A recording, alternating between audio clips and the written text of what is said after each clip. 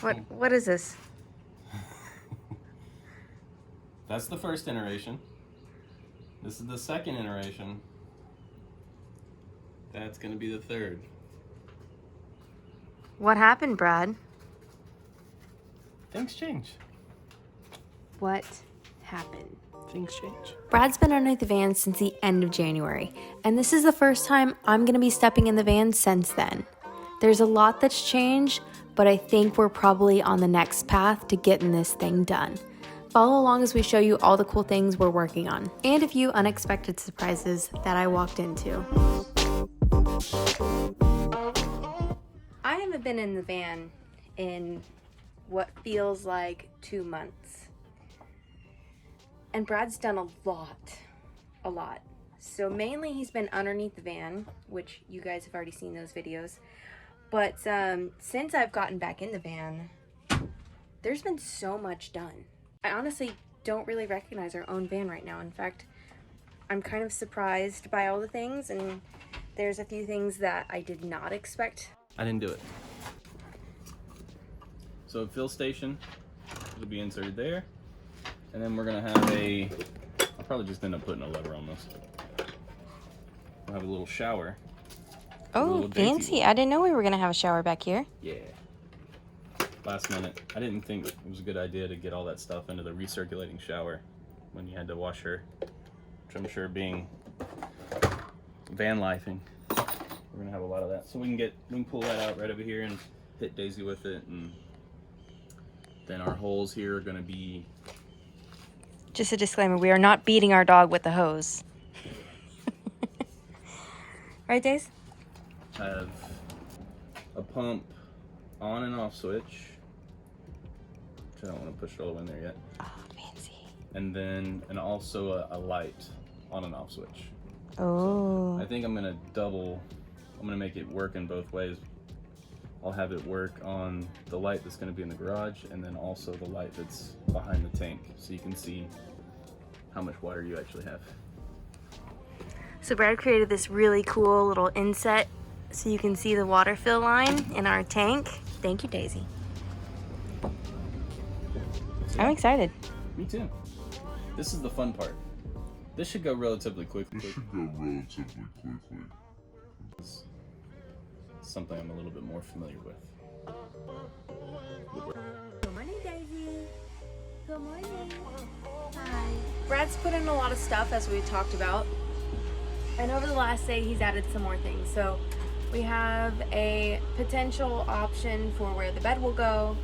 And then Brad built these extra things to put on top for seats, not realizing that even on top of the seating area back here, we are going to have toppers for seats. Brad's sitting on where the seats will be and round about how tall they'll be as well.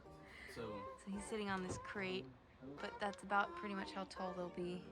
You've got a 4-inch riser here, and we'll have a 1-inch lid with a cushion. So you'll be pretty much matched up here. What? Whereas I sit here, I can't see out just about any of the windows. I can see about 6 foot and below. And ideally you would want to be sitting down this far, so that way you could actually see out, and wherever we were in the world, United States, you can see mountains or whatever else. But if we do that, you're going to lose all your usable space, 3 foot and below. So I was fighting for more storage. Nicole was fighting for views. Both valid points, just where do you fall on the subject? The whole argument was about, do these need to be this high? I don't think that these are necessary. All right, so let's talk about this box that your feet are on.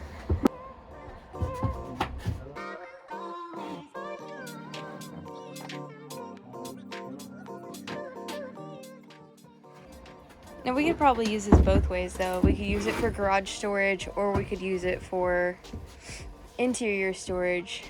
I think it's just low enough to not be usable for like real things. Maybe winter clothes if we're heading to the mountains, or if we're coming from the mountains, your beach stuff. I have never heard someone say so many wrong things one after the other, consecutively in a row.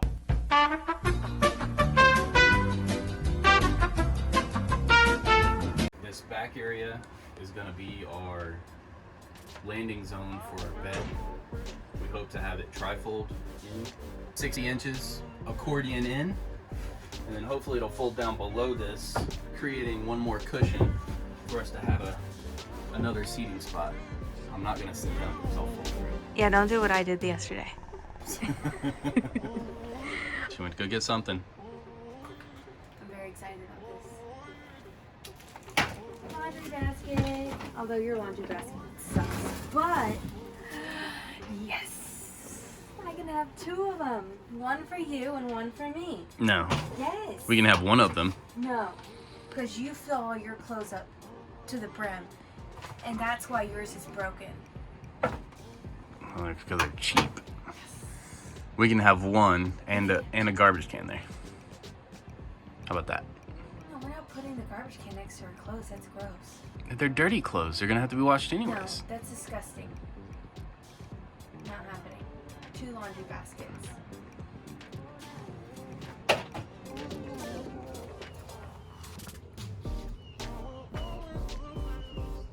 Can I help you with something? What are you about to do? Cut wood.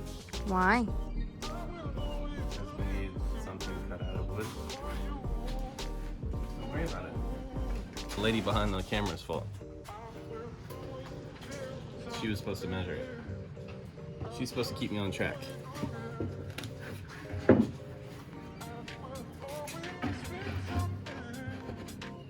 Third time's a charm, right?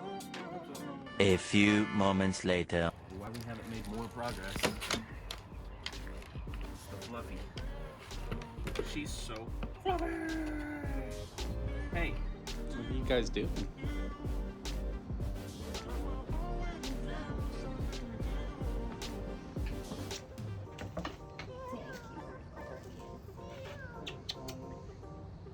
Six hours later. Brad's entrusted me to use this again.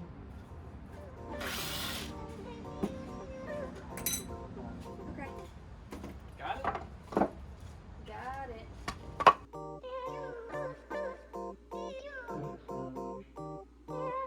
About which side? You're gonna go this side, right? Yes. No. Yes. No. Yes. Maybe. Yes. Yes. Just this one.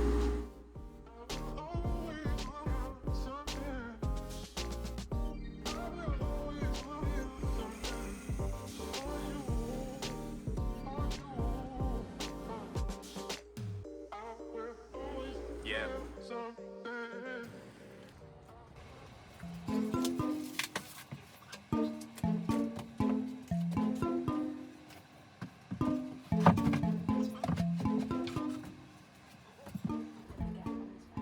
Huh? Gap on this backside. Okay, now we're good. Still got a big ass gap right there.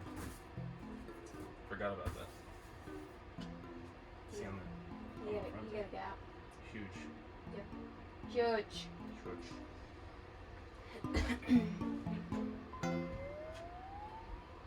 It's not cool. You know what that means? No?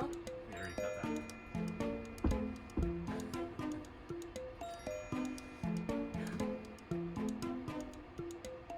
Or you just glue a piece between it. It's not ideal, but it does make more sense. One thing that cannot happen is, so this is going to be fixed to the wall and to the floor, just like the tank is fixed to the wall and the floor, just like the electrical. Okay. So what I don't want to happen is a bunch of stuff to just be connected to each other, and if we ever have to get in here and take something out, such as the tank, if we connected these two together, then we have to take this out to take the tank out. Okay. So you're gonna go cut a brand new piece. Yeah.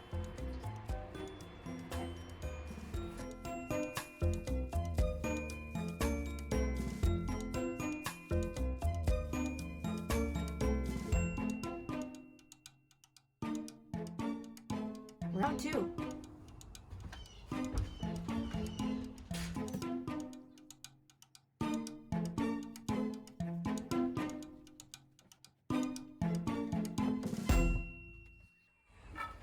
What?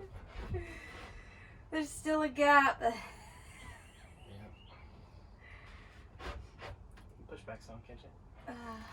Yeah, because you should be over. I can't go any further. There's still a gap. Move. Okay. That's a much more manageable gap. That's fine. There's still a gap. There's still a gap.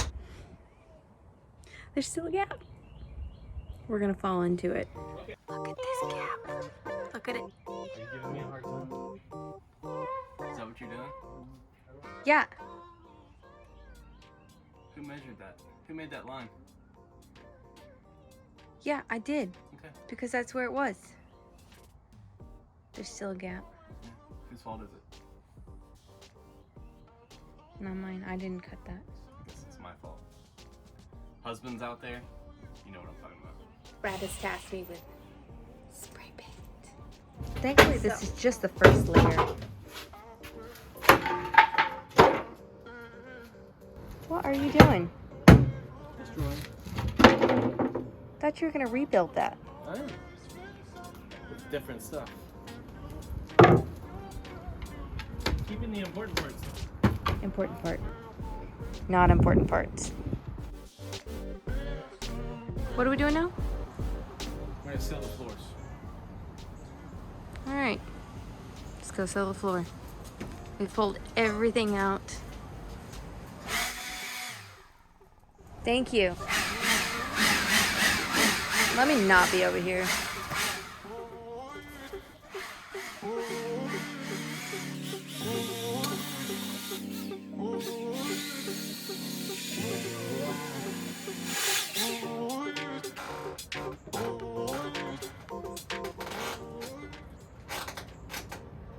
Is there another squeaky part?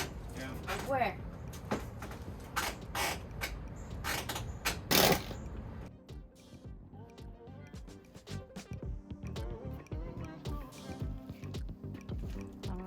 We fixed our squeaky spot. Now we have another squeaky spot. That's the wall. Again.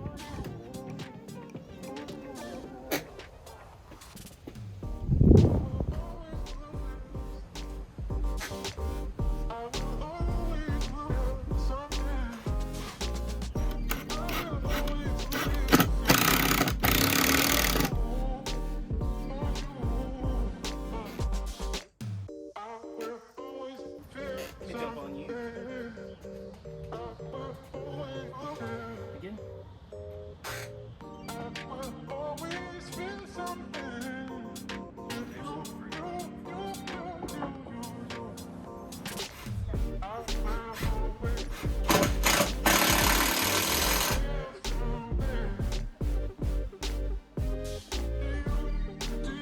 No more squeak. Yay.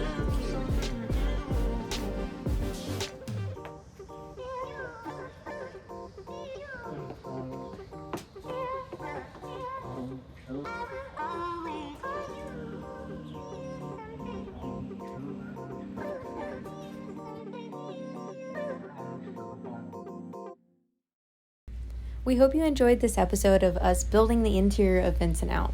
Though we can't be quite on the same page and it's been a bit of a struggle, we hope you enjoyed this episode nonetheless. Continue to follow along by subscribing and ring that bell for notifications. Thanks, and see you on the next one. Alright, baby doll. I think.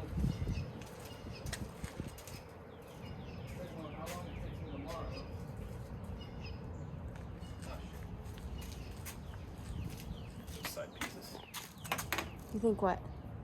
Depending on how long it takes me tomorrow to get that thing mocked back up, I think it might be ready to put everything in there, and then we'll pull it out and paint it come next Monday. Okay. Solid. Daisy, wait. Wait. Wait. Wait. Yes, yes.